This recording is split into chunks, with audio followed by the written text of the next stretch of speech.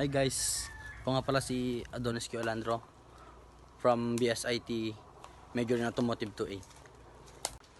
Ang gagawin natin ngayong araw ay magtanim tayo ng punong kahoy. At ang itatanim natin ngayon ay nyog. Tara guys, samahan nyo ako magtanim. Guys, samahan nyo magtanim.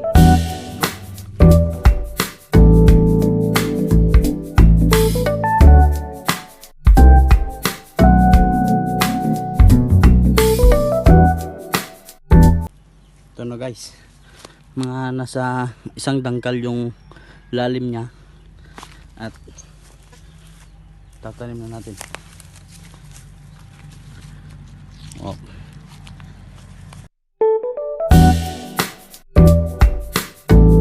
Ayun na siya ngayon guys. Ngayon naman is maglalagay tayo ng kanyang tree guard.